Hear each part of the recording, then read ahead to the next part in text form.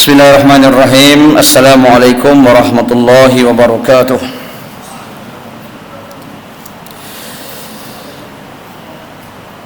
Innal hamdalillah nahmaduhu wa nasta'inuhu wa nastahdihi wa nastaghfiruh wa na'udzu billahi min shururi anfusina wa min sayyiati a'malina. May yahdihillahu fala mudilla lahu wa may yudlilhu fala hadiya lahu. Asyhadu an la ilaha illallah wahdahu la syarika lah wa asyhadu anna sayyidana Muhammadan abduhu wa rasuluhu wa man ittaba'ahu wa man walah. Qala Allah ta'ala subhanaka la ilma lana illa ma 'allamtana innaka antal alimul hakim. Rabbi shrah li sadri wa yassir li amri wahlul 'uqdatam min lisani yafqahu qawli. Qala Allah ta'ala fa inna khairal kitaba kitab Allah wa khairal hadi hadi Nabi Muhammad sallallahu alaihi wasallam wa syarrul umur muhdatsatiha wa kullu bid'atin dalalah wa kullu dalalatin finnar atau kama qala Rasulullah sadaqallahu wa sadaqa Rasulullah sallallahu alaihi wasallam. Yang dimuliakan lagi dirahmati Allah, tuan-tuan imam, barisan kepimpinan dan pengurusan masjid yang diketuai oleh Datuk Pengurusi, timbalan pengurusi, ahli-ahli jawatan kuasa, seterusnya para pegawai-pegawai masjid, muslimin dan muslimat, mukminin dan mukminat jamaah maghrib yang dirahmati Allah. Alhamdulillah, syukur kita kehadrat Allah Subhanahu wa taala, sekali lagi kita berada di rumah Allah pada malam ini untuk sama-sama kita melaksanakan solat fardu maghrib berjamaah. Mudah-mudahan kalau siang tadi kita buka dengan solat subuh berjamaah dan kita mohon keberkatan di sepanjang hari kita menguruskan kehidupan dunia, malam ini kita masuk kepada waktu malam dengan solat maghrib berjamaah. Kita mohon juga supaya Allah Ta'ala menghindarkan kita daripada kejahatan kegelapan malam, yang mana Allah Ta'ala telah mewajibkan kepada kita untuk melaksanakan solat pada setiap kali fardunya, setiap kali waktunya. Inna salata kana 'alal mu'minina kitaban mawquta. Solat itu diwajibkan, difardukan kepada orang-orang yang beriman pada waktu-waktu yang ditentukan. Jadi alhamdulillah, sebagai tanda kita beriman, maka pada waktu yang ditentukan kita pun beradalah di masjid untuk melaksanakan solat fardu berjamaah, insya-Allah. Mudah-mudahan mendapat keberkatan dalam kehidupan kita. Salawat dan salam terhadap junjungan besar Nabi kita Muhammad sallallahu alaihi wasallam. Baginda membawa agama Islam, satu agama yang suci, murni, dan kita sangat bersyukur pada Allah karena Allah Ta'ala telah memilih kita untuk berada di dalam agama ini. Dan kita hanya menunggu ataupun kita hanya melaksanakan saja kewajipan dalam agama kita. Saya suka sebut, tuan-tuan, hari ini, malam ini ataupun hari ini kita menderma RM1, Allah Ta'ala tetap menerima pahala kita.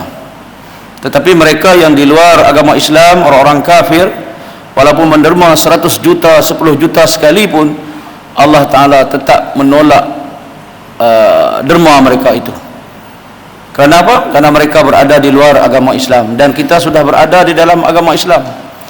Kita hanya menjalankan tugas kita sebagai orang Islam. Sedangkan mereka itu kalau diberi taufik dan hidayah oleh Allah Ta'ala masuk Islam, alhamdulillah, selamatlah mereka. Man qala la ilaha dakhala al-jannah. Barang siapa yang berkata la ilaha illallah, maka dia akan masuk syurga. Man akhiru kalamu bi la ilaha illallah dakhala al-jannah. Akhir kalamnya la ilaha illallah, masuklah ia dalam syurga. Tapi sekiranya taufik dan hidayahnya tidak ada, maka mereka berakhirlah kehidupan dalam keadaan akan menghadapi atau menjadi penghuni neraka. Maknanya nasib mereka belum tentu. Sedangkan nasib kita ini secara lazimnya sudah ditentukan, iaitu syurga. Karena setiap orang Islam pasti akan masuk syurga. Cuma keadaan kita lah yang menentukan sama ada kita terus ke syurga ataupun terpaksa menghadapi neraka terlebih dahulu. Tapi nak cerita bahawa syurga insya-Allah sudah menjadi ketetapan untuk kita. Yang orang luar tadi saya kata tadi, yang bukan Islam, belum tentu ikut takdirlah apa yang telah disuratkan ke atas mereka. Kita insya-Allah selagi la ilaha illallah berada dalam dada kita, tak jatuh, akidah kita tak rosak, insya-Allah syurga tetap bersama dengan kita. Dan apa yang kita nak sekarang ini ialah tidak lagi melalui neraka, terus pergi ke syurga. Baik itulah kita belajar, baik itulah kita beramal ibadat, baik itulah kita melaksanakan kebaikan supaya kita tidak singgah di neraka. Kita terus perjalanan kita menuju ke syurga. Kerana singgah di neraka itu bukanlah satu tempat yang terbaik untuk kita singgah, kan?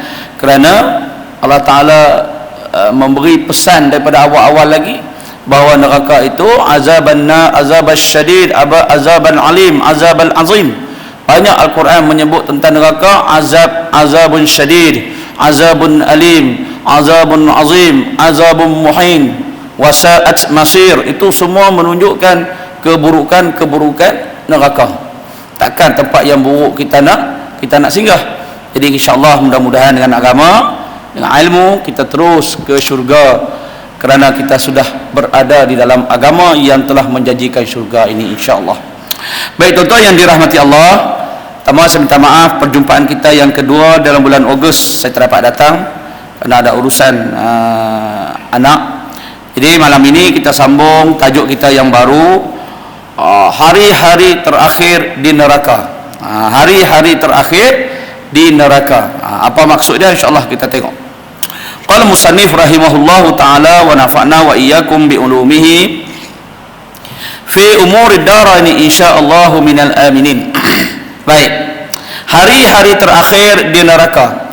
Ayat ini seolah-olah nak ditujukan kepada orang muslim yang asi, muslim yang zalim, yang mana dia masuk neraka dan di penghujung hari-hari terakhir dia berada dalam neraka nak dibebaskan untuk dimasukkan ke dalam syurga. Seolah-olah macam itulah tajuk dia. Nanti kita tengok sama-sama. Baik. Tiada jaminan kita boleh terlepas daripada dihumban ke dalam neraka Allah. Kan? Tiada jaminan. Memanglah kita tiada jaminan. Allah Ta'ala saja yang maha mengetahui. Allah Ta'ala dia telah mengatur takdir kita, apa kita akan jadi, di mana. Sebab itu kalau kita fikir secara logik lah, kalau dah Allah Ta'ala tetapkan syurga neraka, apa perlunya beribadah? Ini orang yang menggunakan logik akal. Iya, kita terima logik akal tersebut. Dah tahu dah tempat hang ke neraka ataupun ke syurga, buat apa kita bersapayah beribadah? Apatah kalau kita serah saja. Kalau syurga, syurgalah. Kalau neraka, nerakalah. Kan sudah disuratkan. Ini pandangan orang-orang yang liberal, yang menggunakan akal, logik akal. Kita tidak boleh menerima sepenuhnya sangkaan sedemikian, kerana Allah Ta'ala dia tidak akan menzalimi. Walaupun dia telah menetapkan kehidupan kita di syurga ataupun di neraka, Allah Ta'ala mengadakan juga kita akal. Allah Ta'ala mengadakan juga kita ikhtiar. Sebab itu Allah Ta'ala, kalaulah seseorang itu sudah dijanjikan syurga, sudah tentu perjalanan hidupnya penuh dengan kebaikan. Sebab Allah ada sifat adil, alim, halim, hakim. Sifat Allah Ta'ala. Mana mungkin tuan-tuan, mana mungkin seseorang yang dijanjikan syurga tiba-tiba kehidupannya penuh dengan kejahatan, kecuali keadaan-keadaan tertentu. Sebab Allah Ta'ala nak menunjukkan keputusannya di tangan aku. Mana mungkin. Tapi secara ghalibnya, secara sunatullahnya, orang yang baik, yang menjalani kehidupan dengan kebaikan, pasti dijanjikan syurga. Sebab salah satu Allah nak tunjukkan sifat hakim, maha bijaksana dia, ialah yang baik dibalas baik. Kalau Allah bagi orang buat baik, tiba-tiba bagi ke neraka, seolah Allah telah menzalimi hamba tersebut. Baik dapat neraka. Tidak. Kecuali macam saya katakan tadi, pada bab-bab tertentu, pada keadaan tertentu, kerana di situ Allah nak tunjukkan kekuasaannya, keputusan mutlaknya di tangannya. Jadi secara sunnatullah, yang baik tetap akan mendapat kebaikan, yang jahat tetap akan mendapat kejahatan. Itu hukum yang diterima pakai. Tapi sebab itu saya kata tadi, dalam kaedah kita mengaji usul ini, setiap usaha pasti akan berjaya. Walaupun hang Islam ke, hang tak Islam ke, hang maksiat ke, hang buatlah kekufuran macam mana pun, maksiat kepada Allah, kalau hang berusaha untuk dunia ni, hang tetap berdapat. Kerana man jadda wajada, siapa berusaha dia dapat. Tapi dalam celah-celah tu Allah Ta'ala bagi juga orang yang berusaha tak dapat, supaya kita jangan leka, jangan menganggap 100%. Supaya kita yang beriman ini ingat, walaupun setiap usaha yang berjaya, tapi di situ ada kuasa Allah yang menentukan, iaitu dia boleh jadi tidak berjaya. Secara tak langsung dia menyedarkan kita, bukanlah kuasa kita sepenuhnya setiap usaha berjaya, tetapi ada campur tangan Rabb Tuhan di situ. So kita yang beriman ini akan senantiasa memohon kepada Allah supaya memberi kejayaan kepada usaha kita. Kan? Itu nak tunjukkan bahawa kekuasaan Allah ada dalam setiap perkara yang kita buat. Jadi dia kata tiada jaminan kita boleh terlepas daripada dihumban ke dalam neraka. Siapa pun tak boleh bagi jaminan. Lepas tu Nabi sebut la yadkhulul jannata ahadin bi amalikum, tidak akan masuk syurga seseorang kamu dengan amalan kamu. Macam saya sebut berapa kali dalam kuliah ni kan, tujuan kita buat amal ini untuk meraih kasih sayang Allah. Kita buat amal ini, kita taat kepada perintah kita Allah Ta'ala ini untuk meraih rahmat Allah. Bila Allah dah sayang kat kita, Allah dah rahmat kita, maka Allah akan meletakkan kita di kalangan hambanya yang soleh, yang solehah. Tu tujuannya. Kalau ikut amalan yang kita buat ini, dari segi kuantiti sikit, oh tak sikit, kita ada 24 jam. Cuba kita kira ibadat kita berapa jam. Pimai-pimai sejam je. Tu pun kalau hak jenis sembahyang baca panjang, wirid lama, satu pas sejam. Hak jenis sembahyang baju pun tak pakai, inna a'taina dengan qul Allah aja, wirid pun tak ada, setengah jam dia tinggal. Itu dari segi kuantiti, 24 jam, setengah jam dia peruntukkan untuk sembahyang. Kualiti kan, khusyuknya, huduru qalbinya, tafahumnya, rajaknya, khaufnya, tu lagilah kalau kita nak bicarakan yang tu kan. Sedangkan nafsu kita tak pernah puas, la tashba', kehendak kita tak pernah berhenti. Sebab itu kata pengarang daripada Turki, Syekh Ibrahim An-Nusi, dia kata nafsu dan iblis ini yang sentiasa menggoda kita ini, dia ni macam anjing. Dia kata anjing, kita tengok macam anjing, kita hambat sebelah kiri, dia mari sebelah kanan, dia hambat mari sebelah kanan, dia mari pula, dia lari sat, lepas tu dia patah balik kan. Dia jenis macam anjing, dia kata macam anjing yang sentiasa berusaha untuk mendekati kita. Kita hambat tu dengan zikir, hambat dengan solat. Kita hambat tu tak kira lepas solat, lepas zikir dia mari pula, dia macam anjing. Jadi sentiasa kena berwaspadalah dengan iblis ini. Sebab kata ulama daripada Turki bahawa mereka ini, iblis ini seperti anjing. Lepas tu nafsu ini pula, dia kata nafsu ini yang tak pernah puas ini seperti harimau. Dia tahu harimau apa kerja dia? Dia nak terekam lah.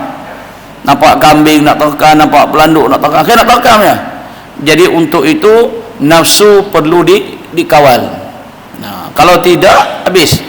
Macam kita lah sekarang ni kau tengah hujan sejuk kan, syok duduk rumah ni kan. Ni tuan-tuan hak boleh mari ni kan hebat lah kan. Hebat lah. Macam saya mari lah sebab saya kena mengajar kan. Tok Imam sebab dia bertugas. Ni hak tuan-tuan jemaah ni yang tak ada apa-apa kepentingan ni, mari atas betul-betul semata-mata memang nak berjemaah. Dengan keadaan hujan lebat, sejuk lagi, kira kalau dari segi satu sudut kita boleh rasalah kemanisan iman kita tu, halawatul iman kita tu. Sebab kita tak peduli apa jadi pun, kita tetap datang ke masjid. Jadi nafsu itu nak kena bendung, kata Syekh Abdul Rahman An-Nusi. Syekh Abdul Rahman An-Nusi. Okey, baik. Seandainya terjadi demikian, ia adalah detik yang sangat malang dan sangat merugikan. Oleh kerana kita tak tahu jaminan kita daripada masuk neraka ni, tak ada jaminan, kemungkinan kita akan semua merasa. Itulah kadang-kadang kalau kita fikir sejenak, agak-agak kita ni selamat tak? Masuk selamat tu tak masuk neraka, terus ke syurga. Saya tak tahu lah, ini secara kadang-kadang duk fikir sendiri kan, rasa-rasa tak selamat, kok mana pun kena lalu juga kan. Rasa-rasalah, mudah-mudahan Allah jauhkan kita.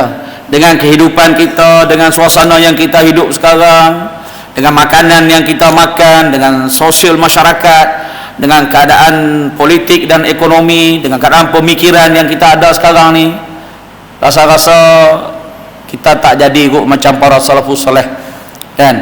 Mungkin kita merasa ke neraka dulu lah, na'udzubillah min zalik lah. Sebab apa? Kita tak, kalau terjadi demikian, maknanya masuk ke neraka, ia adalah detik yang sangat malang dan sangat merugikan. Lepas tu saya teringat kata jutawan kripto. Wah, yang jutawan kripto daripada Rusia, kan? Daripada Rusia. Saya tengok nama dia. Nicholas siapa tu? Dia kata manusia yang paling rugi ialah manusia yang tidak dapat menikmati dunia. Dia cerita pasal dia punya bisnes tu. Maknanya tak ambil peluang di atas dunia ni. Manusia yang sangat rugi adalah manusia yang tidak menikmati dunia dan tidak mendapat balasan yang sewajarnya di negeri akhirat, mendapat tempat yang sewajarnya di negeri akhirat. Di negeri, dia sebut di negeri di alam sana, alam abadi, dia kata. Rugi sebab apa? Di dunia dia tak dapat merasai nikmat dunia. Orang tawarkan peluang-peluang untuk berniaga semua, buat dia tak mau. Jadi kalau kita fikir balik macam kita lah, kita ni sangatlah, kalau di dunia kita sangatlah rugi. Banyak benda yang kita tak mau buat, bukan tak mau buat, memang kita tak boleh buat kerana kita terkepung, terpagar dengan agama kita, agama yang kita amalkan lah. Kalau hanya tak amal itu cerita lain. Ini kita cerita orang yang mengamalkan agama. Adunya sijnun lil mukminin, kata hukama, kan? Jadi banyak benda di atas dunia ni kita tak boleh buat. Sangatlah rugi kalau sudut pandangan dunia kita ni. Arak tak boleh minum, berzina tak boleh buat, nak pergi tempat maksiat tak boleh, semua segala macam larangan. Kalau hak jenis tak peduli tu cerita lain ni. Ini cerita kita yang sentiasa menjaga batasan-batasan dunia ni. Tiba-tiba akhirat pun tak masuk syurga, kan? Akhirat pun tak masuk syurga. Jadi sangatlah merugikan, kata pengarang kita ini, dan kata juga yang jutawan dari itu, businessman dari itu. Rugi dunia punya lah, kita pulun jaga kontrol sampai buat segala-galanya apa yang Tuhan suruh kita buat. Tak tahulah silap kok mana tu, masuk neraka. Dunia kita terlepas, akhirat pun kita rugi. So kalau kita fikir macam tu, orang yang ambil dunia secara sepenuhnya, kurang-kurangnya dia dapat juga merasa dunia. Akhirat dia kena pun, kita kata orang puas hati lah, dunia dia ada balon lah, kan? Kita dunia pun kita kepung, akhirat pula kita lepas. Jadi tuan-tuan yang dirahmati Allah, maksud di sini ialah walaupun biarlah kita terlepas dunia ini dengan pelbagai-bagai halangan, tapi sekurang-kurangnya kita menikmati kemanisan di negeri akhirat. Sebab kita ni macam saya kata lah, bukan jadi golongan yang jahat pun, kan? Nak tengok, nak bunuh lipas cicak pun takut, nak katok semut pun 10 kali tanya, berdosa dah, berdosa tak berdosa, kan? Kalau jahat tu tak katalah, ni memang baik. Tiba-tiba dengan sikap kita, dengan perangai kita, dengan pemikiran kita, tiba-tiba kita dihumban ke dalam neraka, kan? Sebab kita tak ambil kesempatan untuk pastikan aku dunia aku dah lepas banyak, aku nak akhirat. Kita jarang macam tu. Kita anggap, kita kata kita akan dapat syurga, sebab tu dia kata tidak ada jaminan, dan kalaulah masuk ke dalam neraka sangatlah merugikan. Hidup selama 30 tahun, 40 tahun, 50 tahun, bahkan 100 tahun sekalipun, langsung tidak ada makna. Tuan-tuan baca tafsir surah Al-Fil, tentera Abraha. Tentera Abraha ni tuan-tuan, dia hidup di Yaman. Dia asalnya daripada Najasyi, daripada Habsyah. Tapi Habsyah waktu tu kuat, dia tawan Yaman, lepas tu dia jadi pemerintah itu.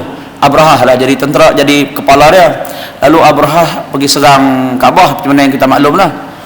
Dia mempunyai kekuatan, kehebatan di atas dunia ini waktu itulah, sehingga dia boleh bina gereja Kaabah di Yaman tu. Dia nak bina juga untuk satu nak melawan dengan Kaabah. Maknanya dia hebat. Tapi Apa jadi? Tuan-tuan baca surah Al-Fil, Allah sebut wa arsala alaihim tayran ababil. Allah utuskan burung ababil. Ababil ini macam-macam tafsiran. Ada kata nama burung, ada kata kelompok yang besar, yang banyak, ada yang berjalan secara secara berformasi. Saya baca Al-Babil, tuan-tuan baca surah Al-Babil, situlah anda mendapat idea pesawat bomber B-52 tu. Orang putih ambil inovasi daripada burung ababil. Itu saya kata banyak ilmu kita ni dimajukan oleh orang barat. Macam Ibn Firnas, dia yang memulakan kapal terbang, diambil oleh Wilbur Wright untuk dijadikan kapal terbang. Ketenteraan itu, formasi burung ababil itu menggunakan kaedah formasi ketenteraan. Itu tuan-tuan kena bacalah dalam tafsir surah Ababil. Menarik kisah dia.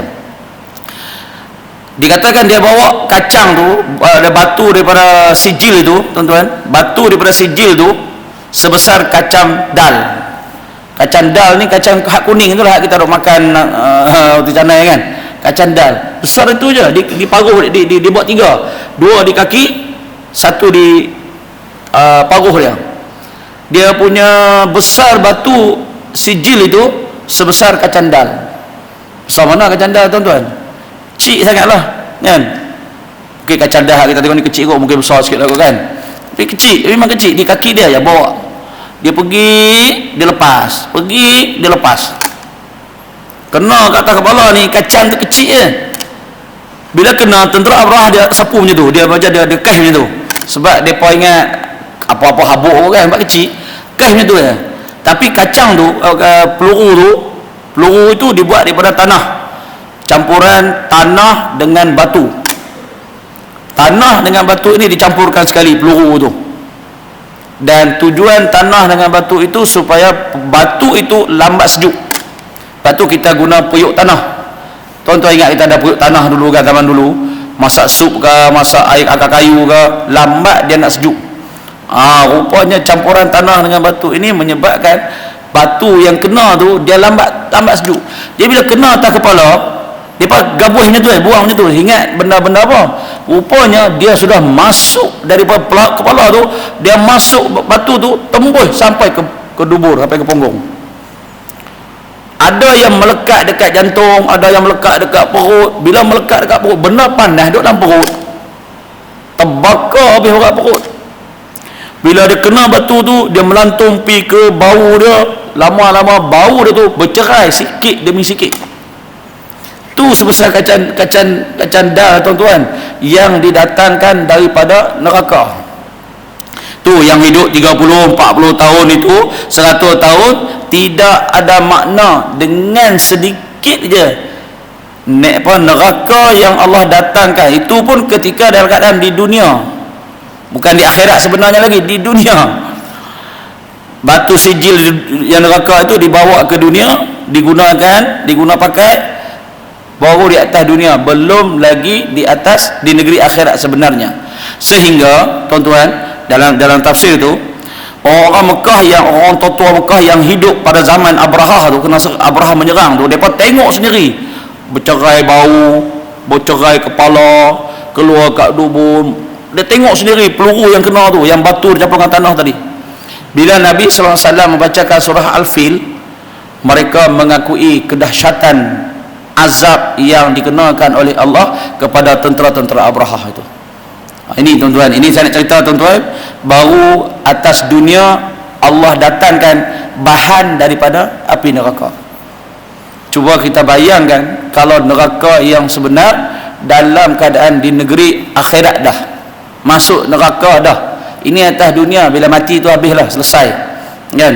Dikatakan Abrahah dia tak mati on the spot, lari balik ke Yaman. Lari balik dalam perjalanan itulah bercerai sedikit demi sedikit kulit dia dan daripada tubuh dia, badan dia bercerai sedikit demi sedikit, sehingga akhirnya baru dia mati.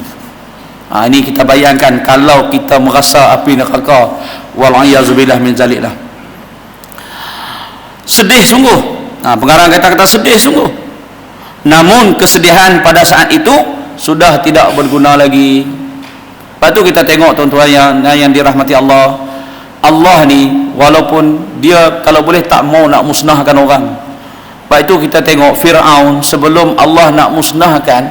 Lepas tu bila geng-geng, sekali lagi saya kata geng liberal kan, puak-puak yang berfikir secara logik ni, dia kata Fir'aun, Abu Lahab, Abu Jahal, semua itu dihadirkan di atas dunia untuk masuk neraka.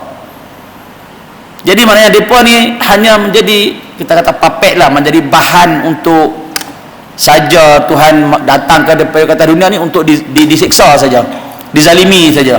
Kemudian akhir depa, takdir depa neraka. Tu depa kata tu. Sebab apa? Depa kata orang geng-geng yang guna liberal ni, dia kata depa tu hadir hanya semata-mata untuk dizalimi, dijadikan bahan hinaan manusia lain, kemudian untuk dimasukkan dalam neraka. Agak-agak dakwaan tu boleh terima ke tuan-tuan? Baru saya katakan tadi, sebelum Allah Ta'ala nak binasakan Fir'aun, Haman, Qarun, Ubay bin Khalaf, kan, Abu Jahal, Abu Lahab, Allah datangkan berbagai-bagai ataupun berbilang-bilang Rasul dan Nabi untuk bawa mereka kepada kebaikan. Pujuk, cari idea macam mana nak menyedarkan Fir'aun ini. Buat macam-macam Allah Ta'ala. Hantar Nabi Musa, hantar Nabi Harun.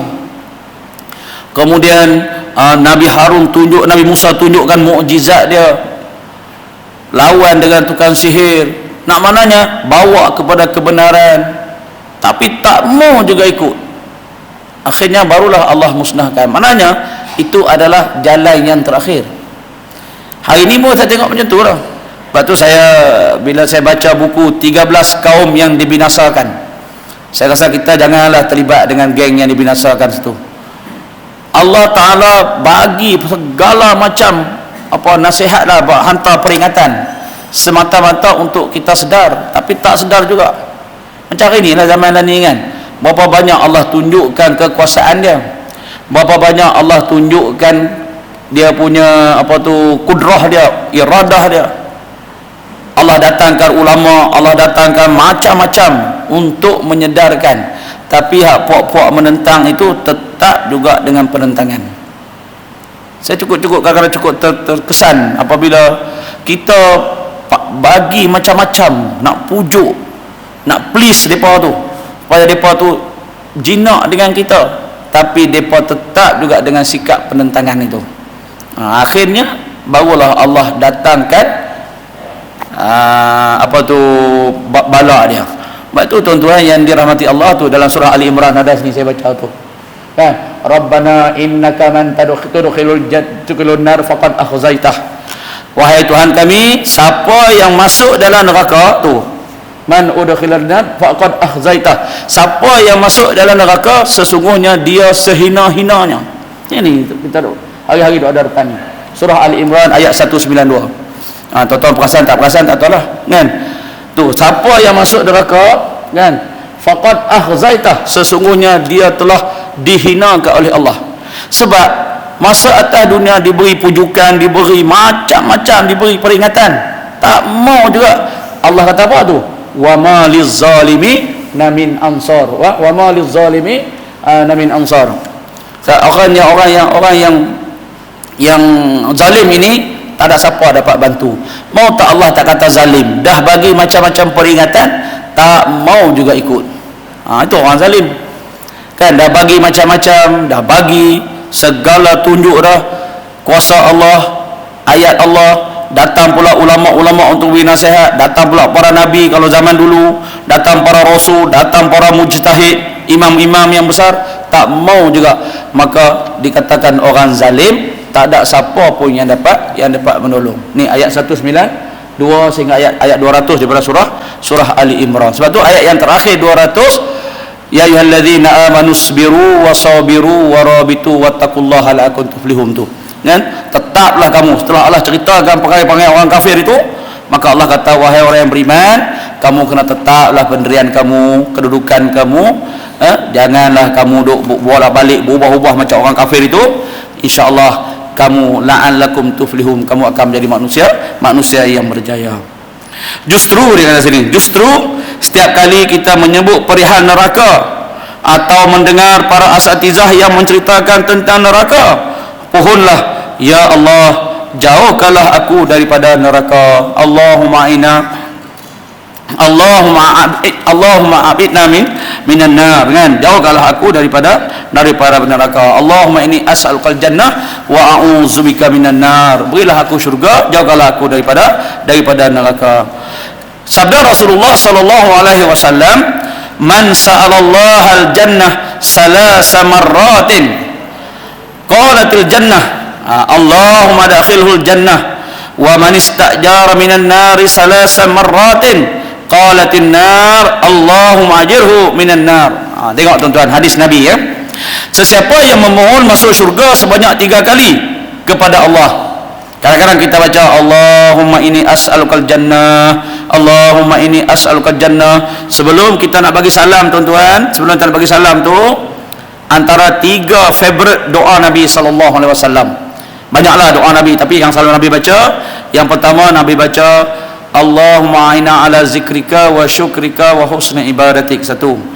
Yang kedua Nabi suka baca Allahumma inni as'alukal jannah wa a'udzubika minan nar. Yang ketiga Allahumma inni a'udzubika min fitnatil mahya wa mamat wa a'udzubika min fatris syarrin nisa wal masihid dajjal. Itu di antara doa yang Nabi syurkan kita baca sebelum kita bagi salam, selepas fil alamin innaka hamidun majid. Boleh pilihlah, nak baca 3-3 pun boleh, nak pilih salah satu pun boleh, jangan langsung tak baca, sebab ada hadis sahih berkaitan dengan doa itu tadi.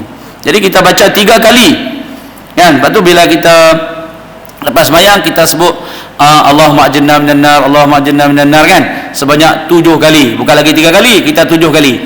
Kata Nabi, siapa yang minta mohon masuk syurga sebanyak 3 kali kepada Allah, maka syurga akan berkata, ya Allah, masukkanlah dia ke dalam syurga. Syurga pula minta supaya Allah bagi kita masuk dalam syurga. Dan sesiapa yang meminta perlindungan daripada neraka sebanyak 3 kali, maka neraka akan berkata, ya Allah, lindungilah dia daripada api neraka. Hadis riwayat At-Tirmizi. Hanya yang kita baca lepas sembahyang tu, kan? Lepas Allah la ilaha illallah wa la syarikalah lahul mulku wa lahul syaiqori 11 kali, kita buat Allahumma ajirna minan nar, Allahumma ajirna minan nar, Allahumma ajirna minan nar. Tu kalau kita imam. Kalau kita seorang, Allahumma ajirni minan nar, Allahumma ajirni minan nar, bukan lagi 3 kali, kita minta 7 kali. Maknanya sekurang-kurangnya 3 kali. 7 kali itu kata ulama kerana neraka itu ada 7. Jadi kita minta perlindungan daripada ke-7 api neraka tu. Tapi kalau buat 3 pun boleh dah. Sebab kata hadis ini, siapa minta perlindungan daripada neraka sebanyak 3 kali, maka neraka akan berkata, ya Allah, lindungilah dia daripada api neraka. Neraka pula minta kita berlindung supaya jangan masuk tempat dia. Maknanya tuan-tuan, neraka pun tak mau terima kita. Neraka ni kalau boleh dia tak maulah ramai-ramai masuk tempat dia, kan? Sebab dia pun tak mau nak membakar orang ni. Tapi oleh kerana kita ni macam sebut tadi, degil, zalim, tak mau ambil peduli, bila dah kena baru dah terantuk baru tergadah, dah duduk dalam kubur baru nak menyesal. Itu dah perangai manusia, kan? Dah terlambat baru nak kelang kabut cari. Sesal dulu pendapatan kata orang, sesal kemudian tiada berguna, kan? Itu memang sikap manusia.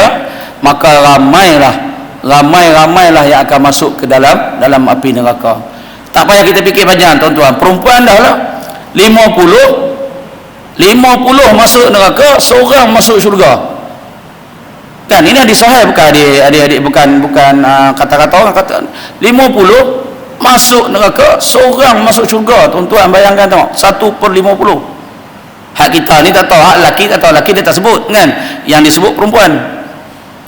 Sebab apa banyak? Maka ulama buatlah kajian, kenapa Nabi sebut 50/1 tu, kan?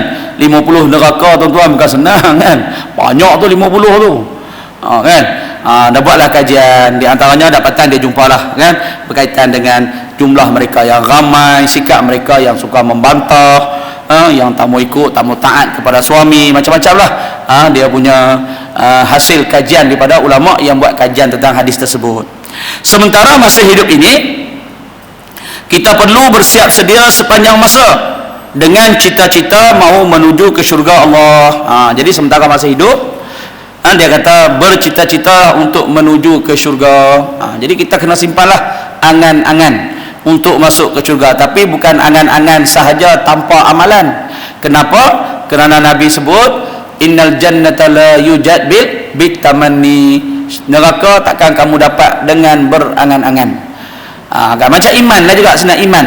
Sebut aku beriman, iman. Tapi iman itu perlu dibuktikan dengan 3 perkara. Kita buat 3 ni baru kita beriman. Yang pertama, kita yakin dengan hati. Neraka ada, syurga ada, pahala ada, dosa ada, iblis ada, malaikat ada, Allah ujung hari akhirat, kita yakin dengan hati.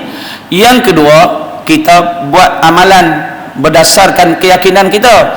Oleh kerana neraka ada, maka kita tak masuk neraka. Oleh kerana syurga ada, kita nak masuk syurga. Maknanya, pertama kita kena yakin, kedua kita kena amalan, yang ketiga kita kena mengucap ataupun berkata-kata dengan mulut kita, kena menguatkan dengan perkataan kita. Ada orang dia berangan saja, ada orang dia kata dia beriman saja. Tak boleh, dia mesti kena ada ketiga-tiga baru sempurna. So begitu juga dengan syurga, kita yakin saja, kita nak masuk saja tapi tak buat, dia tak boleh. Sekaligus dia kata sematkan dalam hati, sematkan dalam hati rasa gerun dan benci dilemparkan ke dalam neraka. Sematkan dalam hati. Memanglah rasa gerun ke dalam neraka, tak masuk neraka lagi pun dah gerun lah. Tuan-tuan, macam saya katakan lah, kisah burung ababil tu. Tuan-tuan, kalau tuan-tuan cari, ada masa tuan-tuan beli buku 13 kaum yang dibinasakan tu, saya kata tu 13 kaum yang dibinasakan itu, tuan-tuan bacalah, memang menggerunkan. Kaum Samud, kaum Ad, kaum Nabi Lut. Tuan-tuan, kaum Nabi Lut homoseksual, lelaki sama lelaki. Ashabul Qaryah lesbian, perempuan sama perempuan.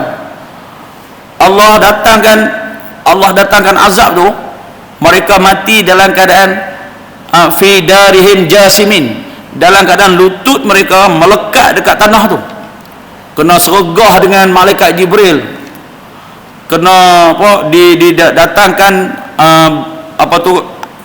angin yang panas, rihan sarsar, angin yang panas.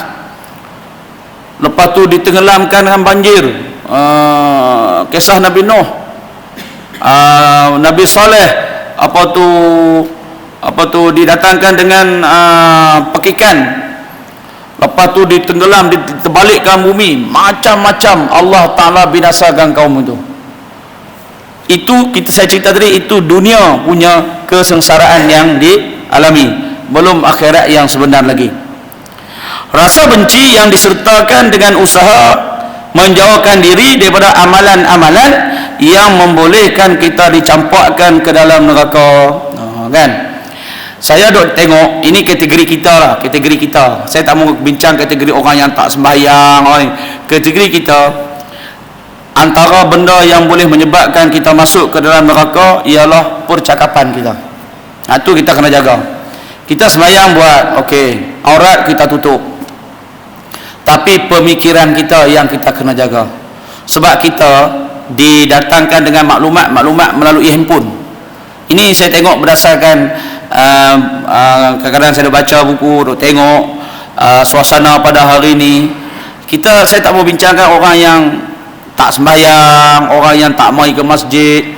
Itu memang kita faham-faham je lah, mudah-mudahan lah Allah bagi kebaikan dia lah. Tapi hak kategori kita ni yang jadi kaki sembahyang, kaki masjid, kita kena jaga pemikiran dan percakapan kita. Sebab kalau kita salah pemikiran, dia akan jadi Mu'tazilah, Murji'ah, dia akan jadi liberal, dia akan jadi Syiah. Pemikiran kita. Sebab kita mengaji, kita ada ilmu, kita dapat maklumat, kita baca buku, kita orang educated kan, ngaji apa semua. So bila kita dapat maklumat, akhirnya dia mempengaruhi pemikiran kita. Lalu kadang-kadang timbullah, Allah, sama aja agama ni. Tu saya kata tu, agama ni sama aja, semua buat baik. Tu dah salah dah. Tu yang saya kata tadi, orang saya cerita orang jenis macam kita ni. Tak kita mengaji banyak, ustaz itu, lepas tu baca buku, tengok YouTube, tengok ni, kita ni jenis suka kuliah-kuliah, ceramah-ceramah ni minat.